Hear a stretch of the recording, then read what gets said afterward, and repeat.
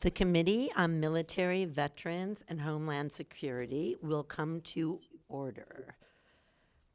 Madam Clerk, will you please read the speaker's letters from March 7, 2023 and March 8, 2023? March 7th, 2023. Mr. Rich Brown, Clerk, Michigan House of Representatives, State Capitol Building, Lansing, Michigan, 48913. Dear Mr. Clerk, I am making the following changes to the committees for the 102nd Legislature. Representative Cara will be removed from Military Affairs and Homeland Security. Representative Alicia St. Germain will be added to Military, Veterans, and Homeland Security. Sincerely, Joe Tate, Speaker of the House. March 8, 2023. Mr. Rich Brown, Clerk. Mr. Michigan House of Representatives, State Capitol Building, Lansing, Michigan, 48913. Dear Mr. Clerk, I am making the following changes to the committees for the 102nd Legislature. Representative Jay DeBoyer will be removed from Military, Veterans, and Homeland Security. Representative David Martin will be added to Military, Veterans, and Homeland Security. Sincerely, Joe Tate, Speaker of the House. Madam Clerk, will you please call the roll to establish a quorum? Madam Chair, Here. Representatives Coleman, Here. Carter, Stone, Here. Rogers, Here. Wagala, Here. Markinen, Bazat, Present. Martin, Here. St. Germain. Here. Madam Chair, you have 8 members present. You do have a quorum. Representative Wegala moves to adopt the minutes from the March 7, 2023 meeting. Seeing no objections, the minutes are approved. The committee will go at ease at the call of the chair.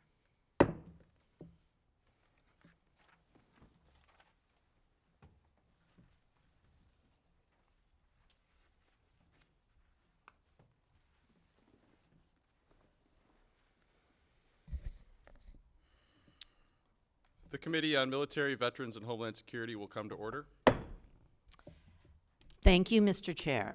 Today, I am testifying on HB 4199, which would amend the National Guard Tuition Assistance Program to include the transfer of benefits to spouses and children. It will also increase the limit of the fund from which this program draws monies.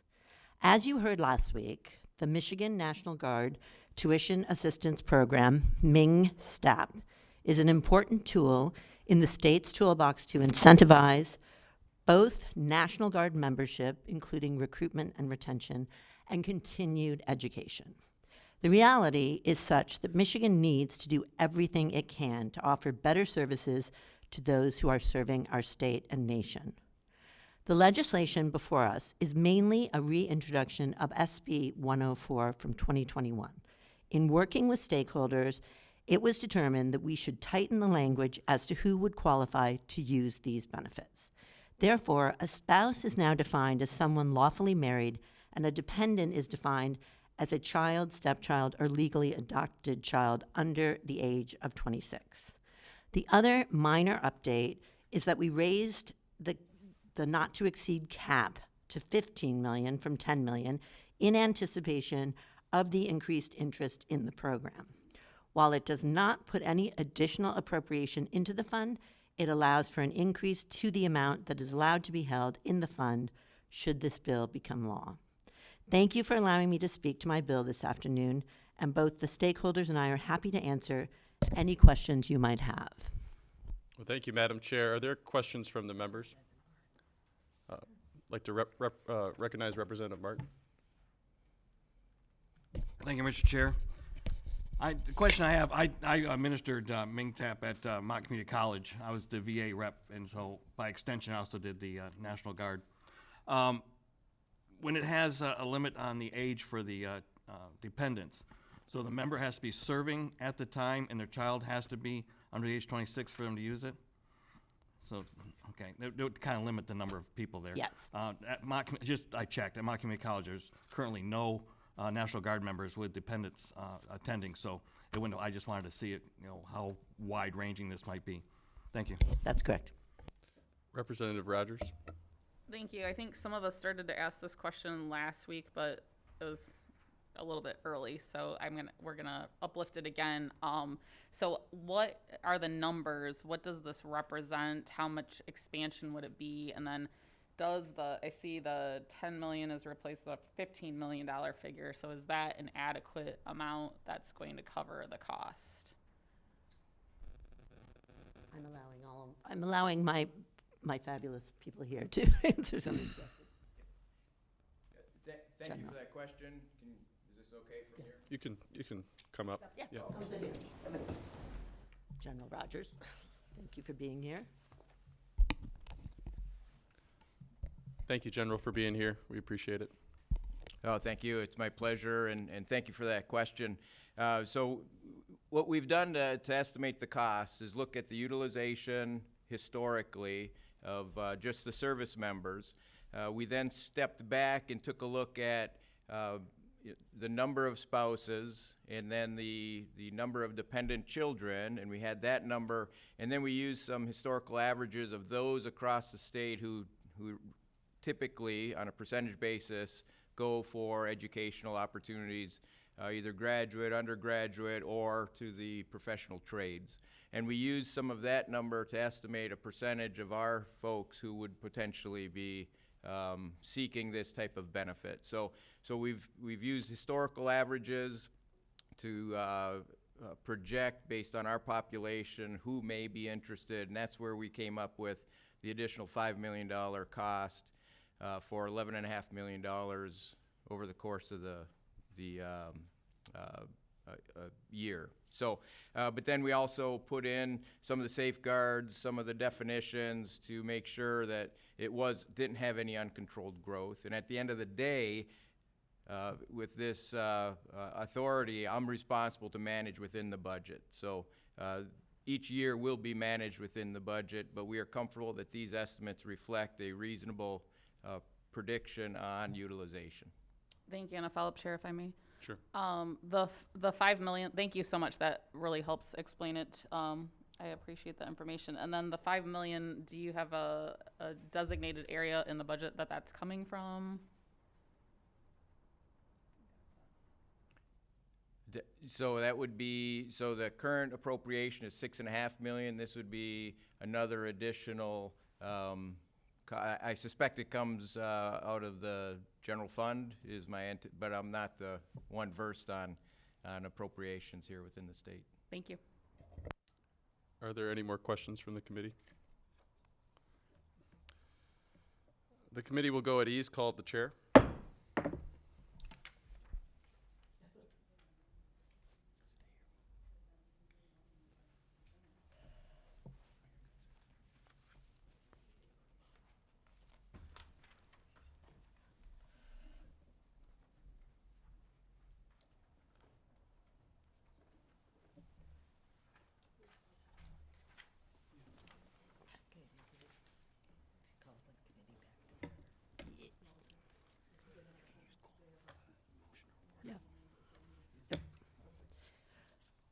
The Committee on Military Veterans and Homeland Security will come to order. Do we have anyone who wants to testify or speak to the bill? Doesn't appear to be anyone here, but I have some cards. Tim Poxon, Legislative Chair with the American Legion, would not like to speak but supports the bill. Adam Majestic with the Detroit Regional Chamber would not like to speak but supports the bill.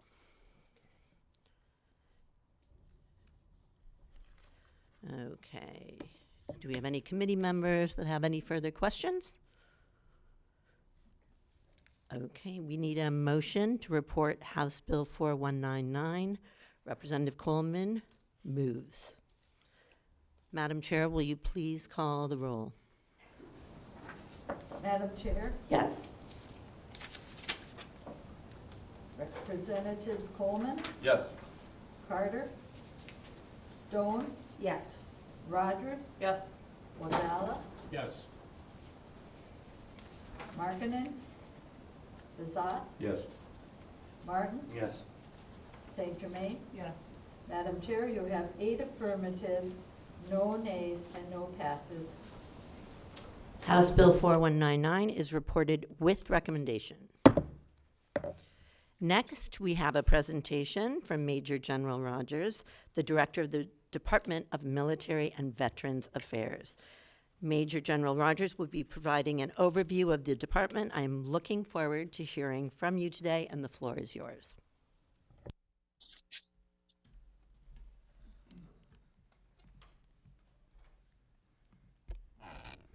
Well, thank you, Madam Chair, and to the committee, thank you for your support of the men and women across this state who serve our country and serve our state. This is a great day for this committee to pass that bill, and we're very, very grateful. So thank you.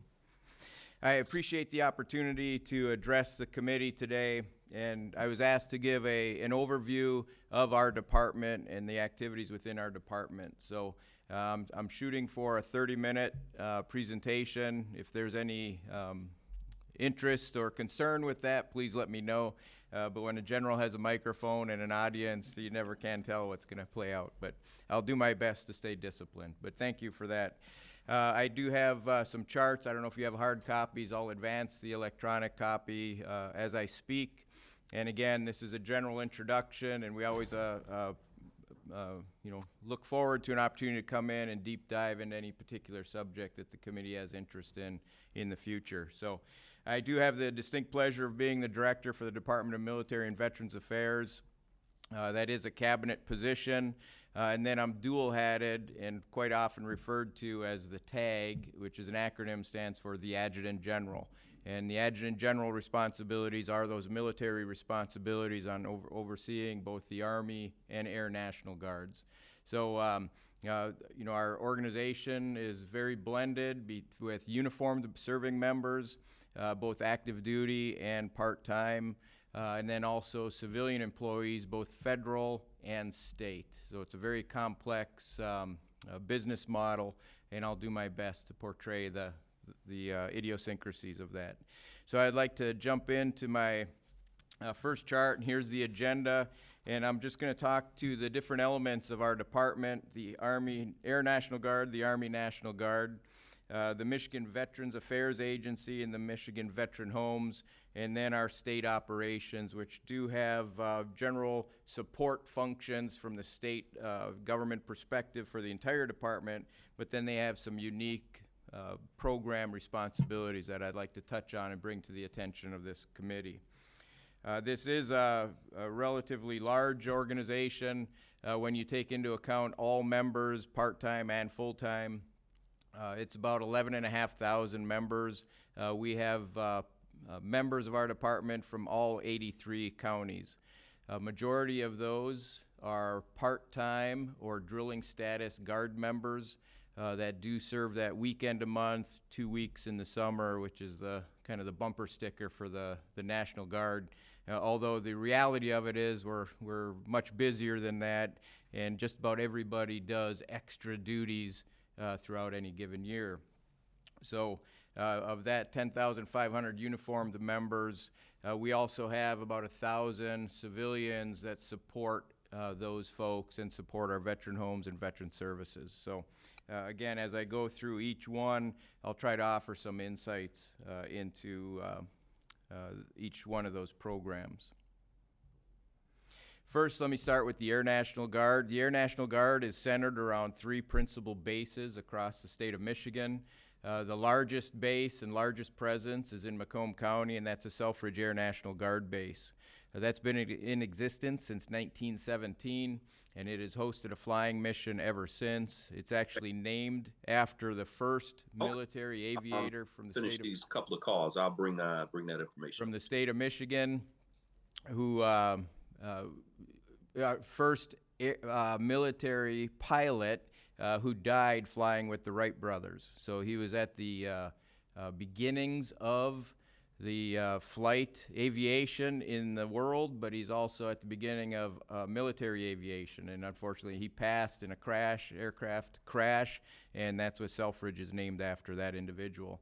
But as you move through time, there are many notable pieces of our history and legacy to be proud of, to include Tuskegee Airmen flying out of Selfridge Air National Guard Base, and just about every fighter that the Air Force has flown up until modern day. So it's a very, very important and cherished base within our enterprise.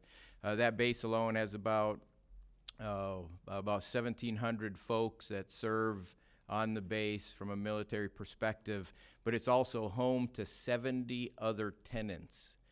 Some research and development entities from the military, Ground Vehicle Systems Center in Warren, also acquisition presence out of the TACOM community, the Coast Guard, Border and Protection. They actually have their command center for a significant part of the northern border, and the camera systems from New York up to Sault Ste. Marie are all fed into a command center there, so they have a strong presence. I think I mentioned Coast Guard. We have all the services, Marine Corps, Navy that serve on that base. So it is a joint base and very important to the enterprise. For the other two bases, we have the Alpena Combat Readiness Training Center. It's one of only 4 combat training centers for the Air National Guard in the country, and we have one of them out of Alpena. So again, that's a very, very important part of the training enterprise for our Air Guard capabilities, and quite often it involves the active duty and reserve forces also training in that airspace. It is the largest airspace east of the Mississippi that has for restricted military training, and the Michigan National Guard, Air National Guard, manages that range complex in that training space. So that, again, very important part of the total nationwide enterprise. And they also control joint threat emitters that are used to simulate threats for pilots in training, and they control them all the way from New York into Michigan. So military pilots who are doing their routine training can be, the term we'll use, painted with a threat simulator, so that they get all that feedback into their cockpit for realistic experiences. Now let me move to the third base, and that's in Battle Creek. If you drive past it, it looks like this sleepy little postage stamp of a facility. It is anything but sleepy when you get inside of that thing. That is an incredible mission. They used to have A-10s there. They were retired and moved actually to Selfridge and a BRAC previously. But what really resides within that is a state-of-the-art capability. Out of that compound, they fly 2 combat missions in other parts of the world with unmanned aircraft, or what they call remotely piloted aircraft. So they, on any given moment, 24/7, they have pilots and crew members flying what's called a Reaper or an MQ-9, which is a very large unmanned aircraft somewhere else in the world engaged in combat operations. I often like to elaborate on that, because you can have a pilot, and she's there flying an aircraft. At the end of her shift, they do a control handoff to another pilot to take over that aircraft, and then she goes home, picks up her kids, and takes them to soccer and gets them fed, and she just delivered ordnance on a terrorist somewhere in the world.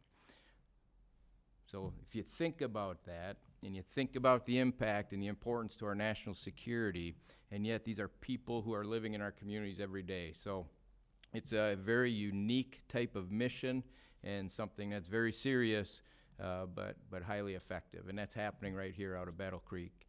The other piece of it is we have a cyber protection teams there that protect the Air Force communications and email enterprise services from a cyber protection. And then the third thing, they have an air operations group which controls combat operations, and they are aligned in Africa or the Middle East, and they are aligned with an active duty unit out of Germany. And what that unit can do in Germany is hand controls for a combat operation to the folks in Battle Creek who are running it. So people of my generation, if you if you sit back and you think about the classical computers, TV screens everywhere and video being fed from a different part of the world, you've got all that command and control in the room, and they have a classified facility that allows them to control those types of combat operations. So again, nice and sleepy looking from the outside, but when you get inside of the windowless buildings, it's incredible what's going on a daily basis. So again, the air enterprise here in Michigan is very unique and just a great asset for our national security, and significant contributors to the communities in which they recruit from and they serve in. So I want to now move on to the Army National Guard. The Army National Guard and the Air National Guard is about 2,500 members across the state. The Army National Guard is comprised of about 8,000 members. It's a different model, definitely community-based. We operate principally out of readiness centers.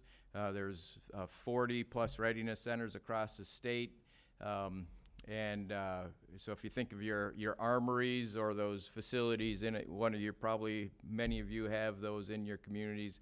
That's the Army model. So again, you recruit from members of those communities to serve our military in those communities. So they are spread out. You can see the structure on this chart, many different types of units, many different skill sets.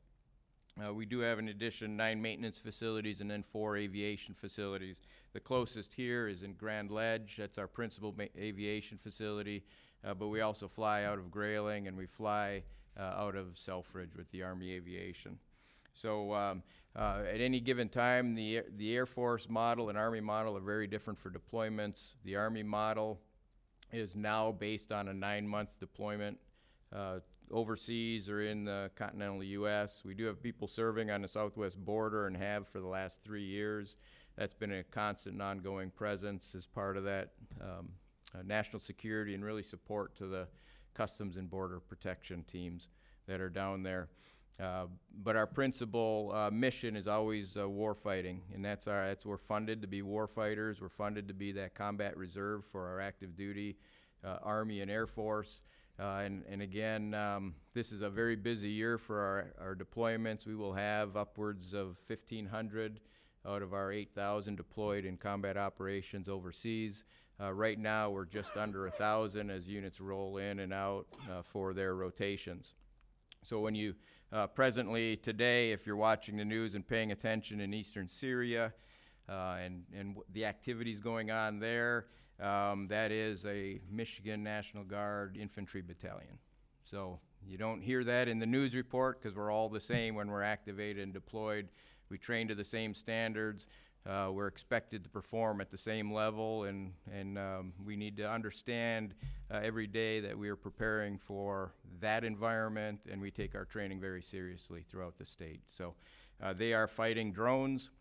They have Iranian rebel-backed drone operations attacking their base on a routine basis, and they are always active in trying to counter that activity. So that's their day-to-day experience right now as we sit here today. So again, the National Guard is not the National Guard of 30 years ago. It is a actively deployed member of our national defense strategy, and Michigan is at the forefront of that this year. So I'd like to now jump into the other parts of our organization. Michigan is blessed with a very large veteran population. It's over 550,000 veterans across the state. And again, I suspect in every county across the state there is a veteran presence. We are the 11th largest veteran population in the country, and it is very, very important within our department to offer support and assistance and to constantly reach out. Now that is done through our Veterans Affairs Agency, which is now led by former Senator, Director Adam Ollier. He comes at it with a very aggressive passion, being a service member himself, and takes things very seriously. It's a very small team of about 40 to 50 people, but it's a very mighty team and very impactful across our entire state as they work aggressively and tirelessly every day to partner with other organizations to help tie those veterans into their benefits. Michigan right now is sitting at approximately 21% of our veterans are tied into some type of benefit. When you roll that back and you just monetize that, that's equivalent to $3 to $4 billion that come into the state through different medical services or pensions or other types of disability benefits. So it's a meaningful part of our economy. But it most importantly is it's a benefit that those members have earned through their service to our country, and it's this small team's responsibility to coordinate across the state with many different partners to try to get those members tied to the benefits that they've earned. So great organization. There are several different subordinate activities that they do that I won't maybe address to the committee directly today, but would love to have Director Ollier come back and give a detailed briefing of all the different programs. So I think he would welcome that opportunity.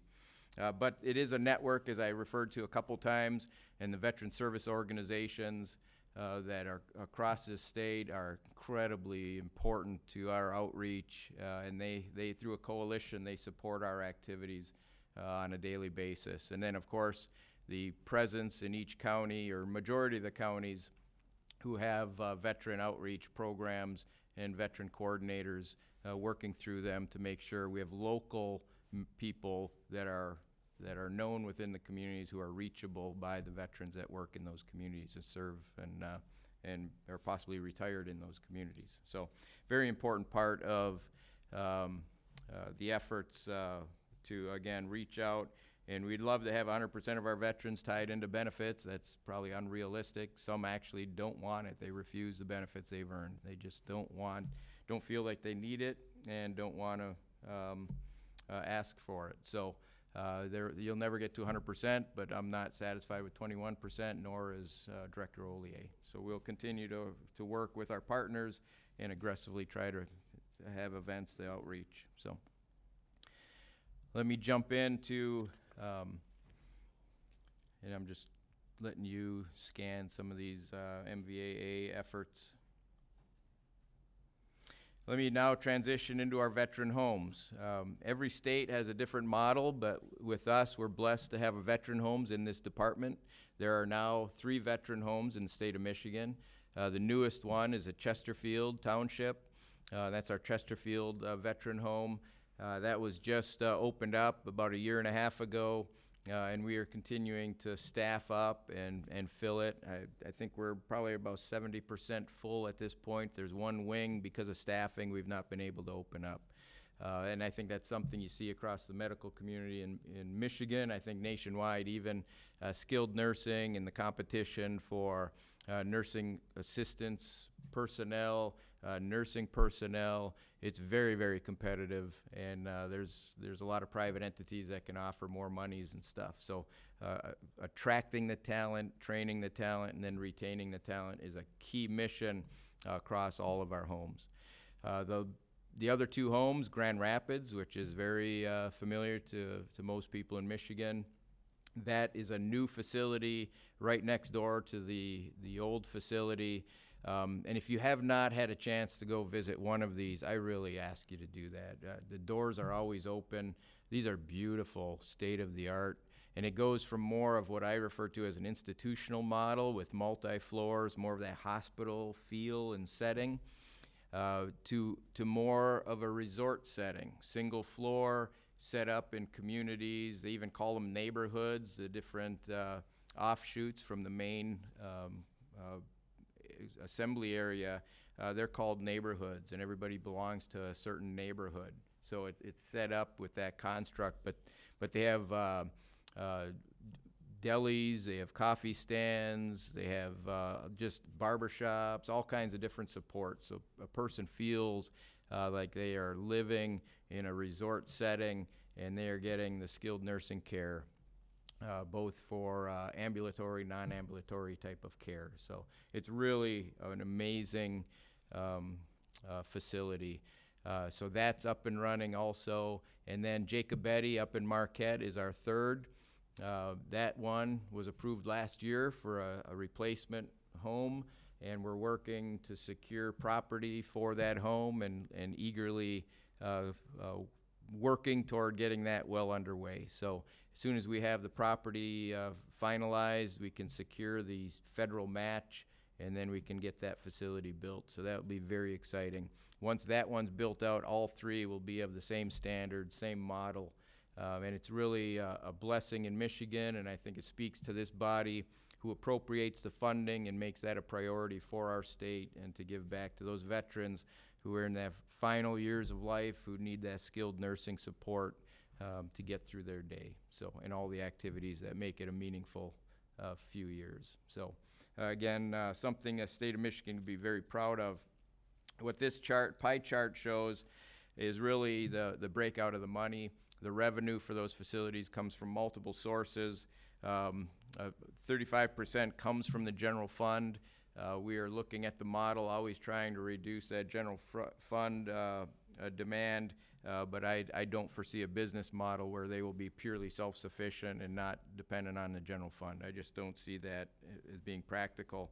We do get funding, 42% through the Veterans Affairs for those individuals that have earned benefits because of disability ratings and something associated with service-related injuries.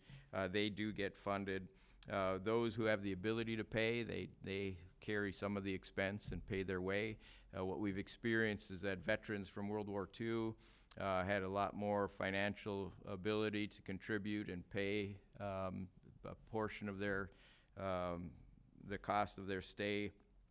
Those from the Vietnam era are less affluent and less able to pay their own expenses. So it's just, again, we're transitioning, and that's where I don't think the general fund is going to go away anytime soon. There's going to be that dependency as we care for these individuals.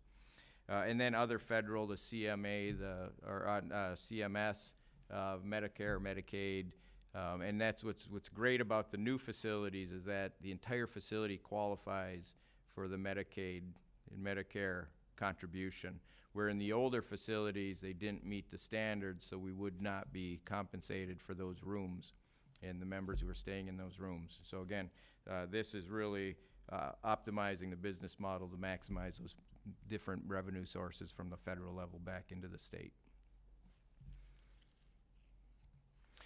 This just shows the pictures of the three and their relative size, about the same size, but again, I really encourage you, if you've not had a chance to get out, the door is open, and we always welcome the chance to show what your investment and your trust in us has produced.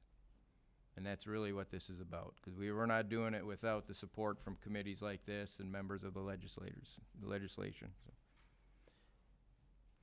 Let me switch now to our state operations. Again, relatively small group of folks, but they're the backbone of it's kind of like the committee support staff here. It's kind of the backbone that does all the work behind the scenes to support the committee. Our state operations is that group with HR, finance, facilities support, all those types of operations across all of our facilities and our main department support. Absolutely critical. Then I do want to spend a little bit of time talking about some of the unique missions that are also managed through our state operations. And if some of you I know are familiar with the Youth Challenge Academy that we operate. It was put into place in 1999. Since then, we've graduated more than 4,600 at-risk youth, and that's really the focus of that program, is to have an option for youth who are at risk of dropping out of school, high school, not completing their high school requirements, or have already dropped out of high school. It caters to that 16-year-old to 18-year-old. It is a military-style program that instills a discipline and rigor. From day one, they come in and, yep, we shave their head, right? It goes right down. We give them all the same clothing, uniform, so they are part of a group now, and they experience that, I'll use air quotes, basic training model at a much reduced level of rigor, but they are brought into that culture, and they are, built into that team experience, so that they are working through this program not as an individual but as a group, and they are relying on one another, hopefully holding each other to a standard of conduct, discipline. So we spend about 3 weeks doing that. The overall program is 22 weeks long, but we have an incredible success rate of those who finish their high school diploma and their GED through this activity. So again, over the course of the last 30-some years, 30 years, right? So, yep. You know, we've graduated over 4,600 members who would have been individuals who did not complete their high school educational requirements. And we know what that does to, you know, trajectories through life and career earning potential and career potentials when you don't have that basic education completed. So those are thousands of people working and living in Michigan who have really taken advantage of it. We do have students. The students have to agree to go. They cannot be forced to go, and their parents or their guardians have to also agree. So it is a joint conversation, and all people who participate are there as volunteers. And at any point in time, they can quit and walk away, and unfortunately, we do have some that just don't like the experience, can't adapt to that group environment, or we've had cases where the kid wanted to stay and the parents missed them too much and came and pulled them out and really took them back to what they all recognized was a failed environment, but we lost kids that way. So, but a majority do succeed, and a majority do get through it. And I met an individual, a gentleman last year who was going through the course. Both his parents were graduates of the Youth Challenge Academy. They saw in their child somebody going down the wrong path, and was able to convince him to go to this program to finish his education, get the discipline, personal discipline, and proper judgment to be successful in life. So we do have generational participation in the program. So again, great program. We run 2 cycles a year. Each one is 22 weeks long. And we can accommodate about 150 to 160 individuals on the front end, again, through attrition. Every cycle is different. Every cycle has its own personality and challenges. And we're seeing a lot more behavioral issues in the kids that are attending this year than we did even 2-3 years ago. So a lot of the things you hear about on the news of the effects of the pandemic and COVID and that, you're seeing it in the behavior of the kids who are showing up. And it's a measurable contrast. But again, we start with 150, 160 individuals, and typically we can graduate about 120, sometimes closer to 100, again, depending on the individuals attending. So again, great program, 75% federally funded, 25% state match. So that is that's something very common across our department, is that federal, predominantly federally funded, but the state match is a requirement across most of our investments.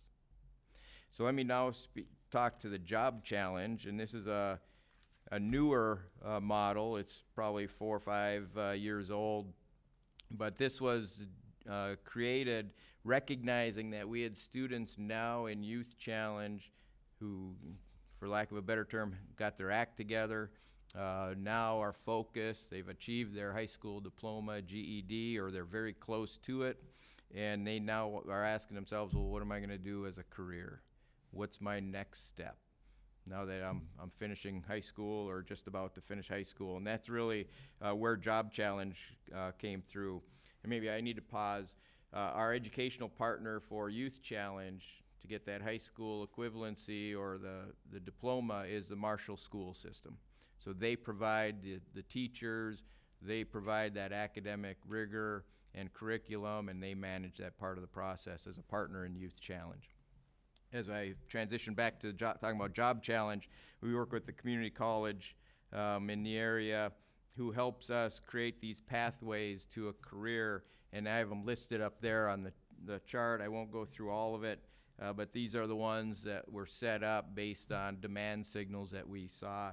We're also starting to hear from some industry, some companies, saying that they have critical technician skill set gaps, where they just can't find workers, and they're reaching out, seeing if this would be a way of providing training, and anyone interested in that, they'd have a guaranteed job at some of these companies. So we're in those kind of discussions. So the key is to get somebody through, get them certified in an area that they have a passion for, and then get them connected to an employer.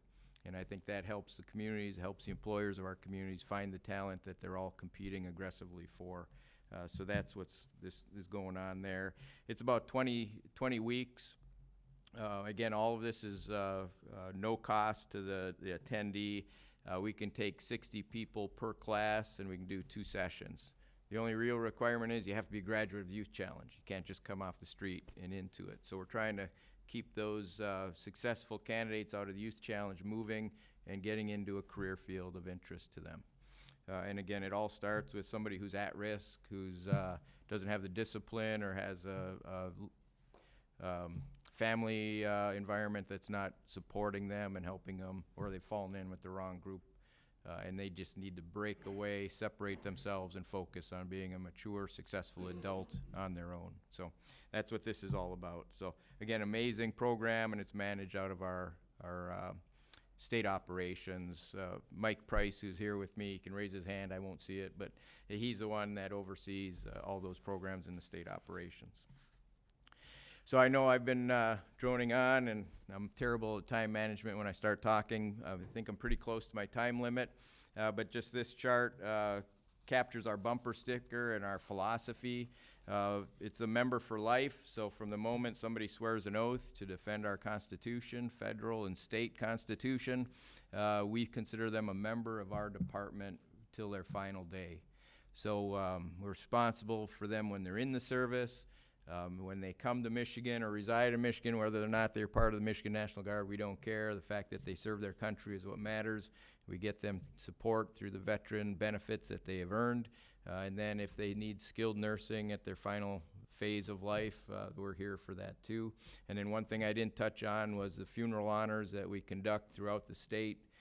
In any given year, we're close to 4,000 funerals, military funerals, that are provided to veterans who've earned that benefit, and to support their family at the funeral ceremonies. So, Madam Chair, I will pause there, and if there are any questions, do my best to answer them. Thank you, Major General Rogers. It's amazing, and I've learned a lot myself. I didn't know we had the 11th largest veterans population in the state. I didn't know we had National Guard in Syria, and I would love to have Director Hollier come back and tell us more about veteran services and how we can make sure our veterans are taking those benefits that they so deserve. I'd also love to come see the Grand Rapids Veterans Home, so we can plan some things. One question before I open it up. Through the Michigan Youth Challenge and the Job Challenge program, is that a pipeline at all into military service? Yeah, thank you, Madam Chair. And it is a potential pipeline. Of course, we don't push it on them, but if they enjoy the experience and that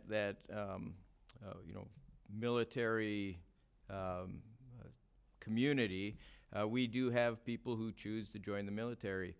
Some go on active duty because, again, they're looking for that career and something full-time. Others have joined the National Guard. And every group, every class, you can't predict the outcome. They are unique in of themselves. So we do have interest. We've had members leave there and join the Michigan State Police. So they're too young to go directly in, but the Michigan State Police has recruited people and then brought them in and gave them some experiences, and then eventually could put them into a recruit school. I think you have to be 21, but I'm not the expert on it. But there have been members that went that direction, but it is a pipeline. Good to hear. Representative Bizat. Thank you, Madam Chair.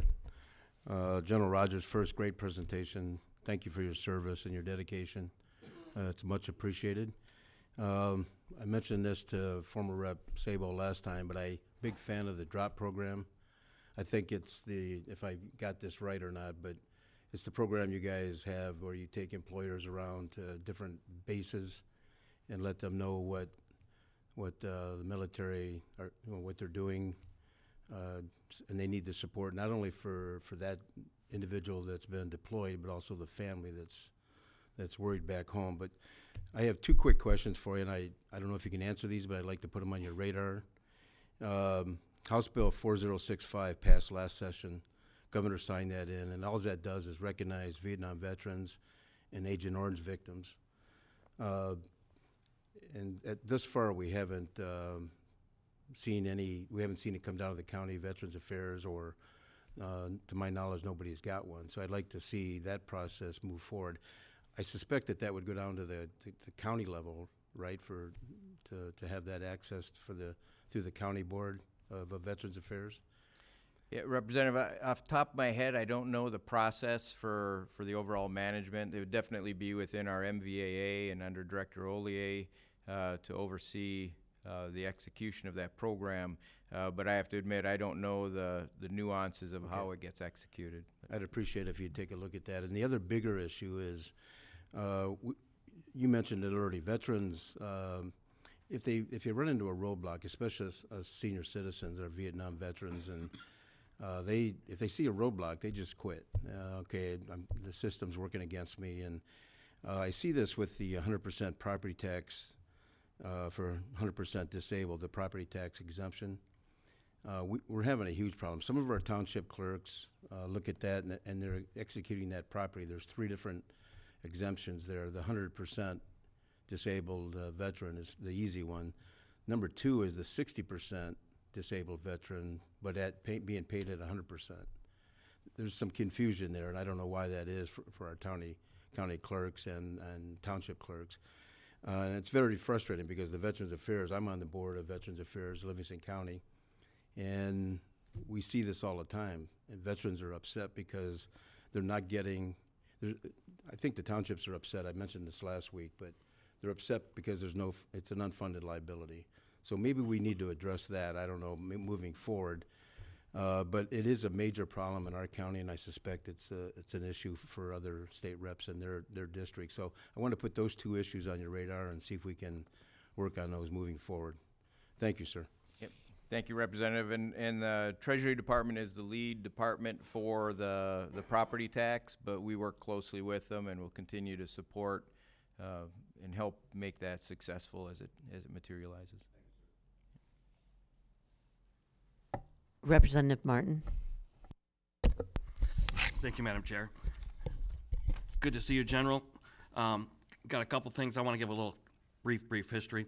When I was stationed at Wordsmith Air Force Base, we would do 2 weeks deployment over at Grayling to do the weather operations. So that's my first visit over there. I'd already been to 3rd Armored Division, so Army Aviation was secondhand for me. And then I returned to Knife Blade 90 up at Phelps Collins for a special operations mission right in November. Perfect for me to come from Wordsmith to get the rain-snow mix done right for the deployment. So all this is great background for me. I then joined the State Defense Force. Wanted to continue that service and want to hope that we can bolster the operations for the state of Michigan. And so it'd be lax of me as the State Command Sergeant Major not to ask. The Joint Operations has been working with our committees to do our overall plan, and I'm hoping that you see a benefit to this, and that we'll have that. We did a briefing for this last session. Overwhelmingly, the committee supported the State Defense Force, and I'm hoping the state continues to do that. Excellent. Thank you, Representative, and thank you for your service and continued service. For those who aren't maybe aware of, Michigan does have a volunteer defense force. It's in statute.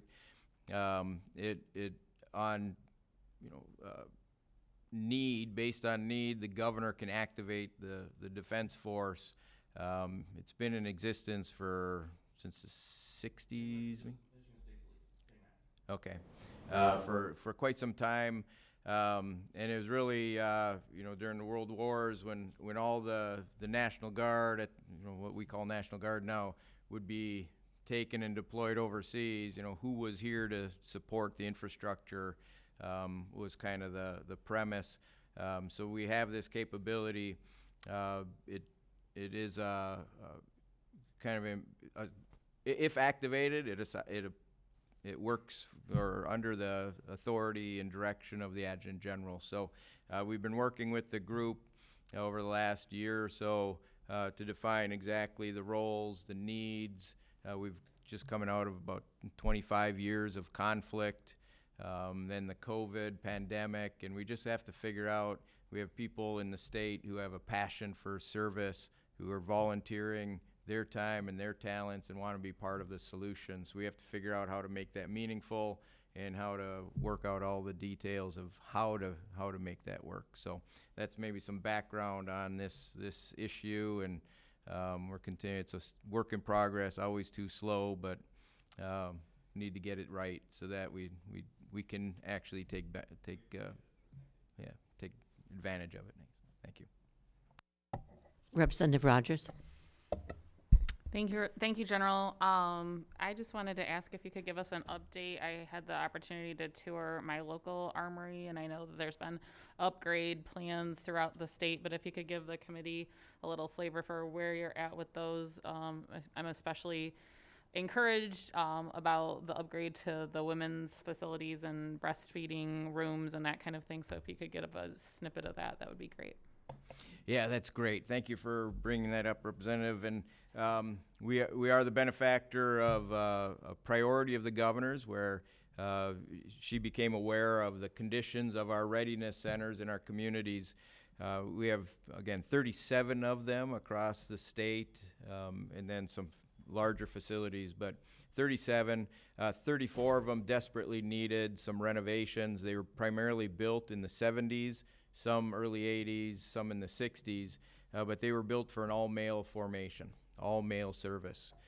So the facilities for the women who are now serving their country and their state was wholly inadequate. And in some cases, facilities did not have showers, maybe had one restroom, one toilet, for a formation with dozens of women serving in the facility. So it was not respectful of their willingness to serve, nor did it support the needs of the unit that was there. So the governor made it a priority, put it forward to this legislative body, who supported it without hesitation and provided $55 million of state resources, which goes back to the state-federal match. It's 50-50 for something like this. So then once you secure the state resources, you compete and secure the federal resources. So that's what the initiative is in the process.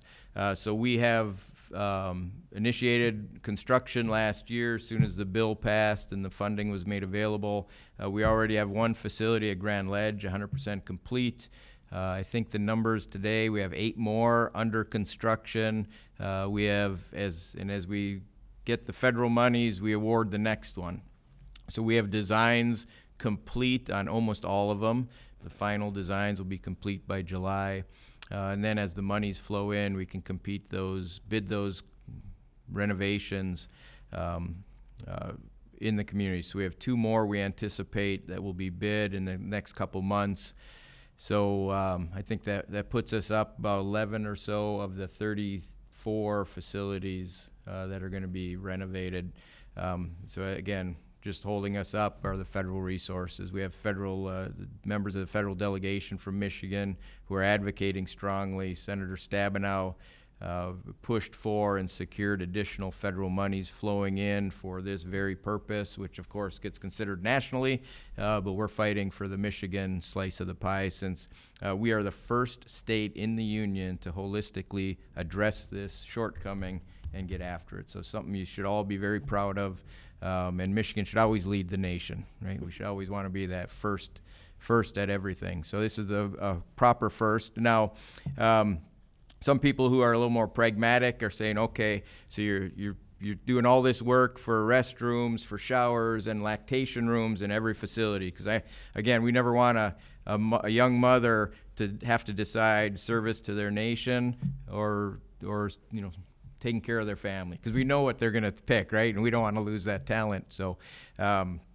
we want to provide that ability for them to continue to support the breastfeeding. We provide that as one of the facilities. But again, at the more pragmatic level, people are going, okay, well, what else? So what we're doing while we do these renovations is we're replacing all the lights with LEDs. We're upgrading some of the heating and electrical services, and solving some of the other structural problems with these facilities. So we're actually saving monies from utility perspective in each one of these projects. So we're being pragmatic and purposeful in that investment also. But again, compliments to the legislative body for supporting such important initiatives. Awesome, thank you, and thank you for your testimony earlier on HB 4199. I'll just quickly make a comment. I was really alarmed to hear that Michigan or that Indiana and Ohio might be beating us. So I'm thrilled that now we're gonna get a step further on being towards an even playing field with our Midwest brothers and sisters. Representative, I'm a shameless competitor with those states also. And so if you're not the lead dog, the view never changes type of thing, that reference. So we always want to be the lead dog and compete head to head with them. Representative Wegela. We're almost there. It's Wagella. But thank you, General. One of the things that I think stood out to me was the Michigan veteran homes, and I noticed on the dates they were all like 2021. So is that a relatively new concept? And then I also noticed, a total of 384 occupants between the three, 128 per. One, I would love to tour it, but also, has there been an express need for that program to expand in the state? And is this something that is kind of new, and what's the history behind the military veteran homes? Yeah, Representative, great question. And so the veteran home plan happened in a previous administration, and they looked at the demand. And again, we have 550,000 veterans across the state. They looked at that population and some of the high population centers for veterans, and they came up with a plan of eventually seven homes in different geographic locations. As our population ages and slowly reduces, I'm not sure 7 is the right number anymore, but there's definitely a demand signal for additional facilities across the state. Over 200,000 veterans live just in the Tri-County area in southeast Michigan. So Wayne County, in that area, city of Detroit, would be a perfect spot for a 4th home. Part of our responsibilities through this process is to look at really defining in a predictable way the costs of each one of these homes to the general fund. Nobody likes surprises, especially budget people, and if we're coming back for supplementals every year to solve shortcomings, we lose credibility and trust that we're managing things effectively. So we're really collecting data on the 3 homes we have, understanding the business model, understanding, no kidding, how much GF is going to be required. So when we do get a 4th home approved, which I'm sure will come eventually, hopefully more near term than long term, we will know predictably what it's going to cost the state to sustain that facility long term. But I would see a 4th one probably in the city of Detroit would be the most reasonable location because of the population density. Just a follow-up question, if that's okay. Do we know the general cost per home to the general fund historically, just out of curiosity? Yeah, I think I hesitate to give historical numbers because, again, we've been in this state of transition my entire tenure where we're standing up homes, we're transitioning from old homes to new homes, and again, the population who could self-pay is reducing. So there's just so many variables I would probably be very inaccurate. But the number that's in my head right now, just as like a center of mass number, is probably a $10 million per year general fund requirement per home. Thank you. That's actually a lot lower than I thought it would be. So. Oh, well, maybe I'll go back and correct my statements. No. But we will be able to, again, the director, she's also governor appointed, but it's Ann Zerby, and she's the director of that. And again, she would always make herself available to come in and speak to the hardcore nuances of the homes and the management of the homes. Thank you. Representative St. Germain. Thank you, Madam Chair. Thank you, General Rogers, for your service and for your presentation. Selfridge National Air Base is in my district and basically in my backyard, so I really look forward to officially taking a tour of Selfridge. That would be wonderful. I just have one question, though. The Michigan Youth Challenge Academy, where is that located? It's in Battle Creek. Okay. It's we lease a facility from the VA, their medical facility. And actually, I'm glad you asked that question. Something I was remiss. You know, it's an old facility, an old structure. It's adequate, but it's really not conducive to the full service and support of the school. So we are currently under an effort with an A&E firm, an architectural and engineering firm, to design a model school. And we are leveraging other states around us who have already built a new school facility for their youth challenge. We're taking those lessons learned, but by the end of this calendar year, we will have those design and cost estimates for a new facility, but it's right now in the Battle Creek. That's wonderful. Thank you. I just wanted to check, because we have Representative Carter on Zoom, if he has a question. Thank you, Madam Chair. No, I do not. I've been enjoyed the conversations. Great. Thank you so much, Major General Rogers, for coming today. I know we really look forward as a committee to working with you and bring anything the department needs to us, please, in the coming years. And we'll look forward to other presentations on other Michigan Homes and Veteran Services. And so thank you so much. And welcome to our two new committee members, Representative Martin and Representative St. Germain. We need a motion to excuse Representative Markkinen from today's committee meeting. Representative Stone moves. There being no objections, Representative Markkinen is excused. And seeing no further business before the committee, we need a motion to adjourn. Representative Stone moves to adjourn. Hearing no objections, the committee is adjourned.